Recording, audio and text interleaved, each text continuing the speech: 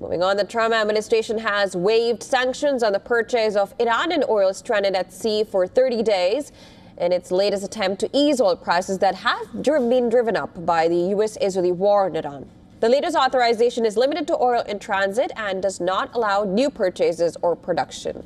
Now, Treasury Secretary Scott Bessent said that the waiver will bring some 140 million barrels of oil to global markets and help relieve the pressure on energy supplies. He added that temporarily unlocking the existing supply for the world will help relieve the pressures on supply caused by Iran.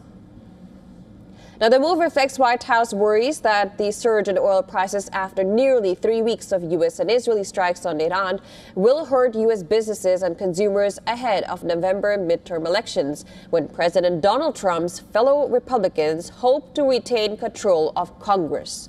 The authorization allows for the delivery and sale of Iranian crude oil and other petroleum products loaded onto ships before March 20 and will last through April 19.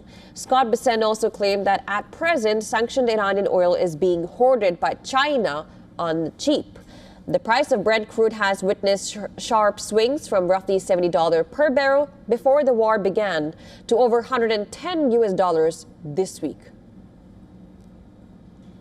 Iran's de facto blockade of the Strait of Hormuz, through which 20% of the world's oil and gas normally flows, and the numerous attacks on energy infrastructure in West Asia have sent crude oil prices soaring. Well, Trump is yet to confirm a report that he was considering an occupation or blockade of Iran's Kharg island oil hub to pressure Tehran to reopen the strait.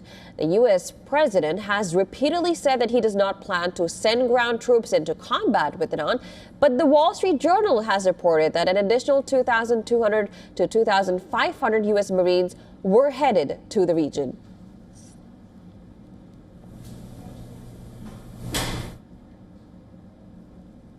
And to discuss more on the escalating West Asia war, we were earlier joined by Dr. Avner Cohen from Manhattan, California. He is a professor of non-proliferation and terrorism studies at Middlebury Institute. Here's what he had to say.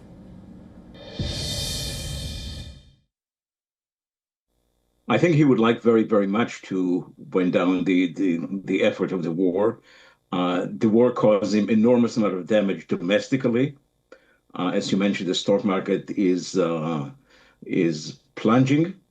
There is a strong domestic pressure towards the midterm to end this, but he doesn't have a good exit point, and therefore he was stuck.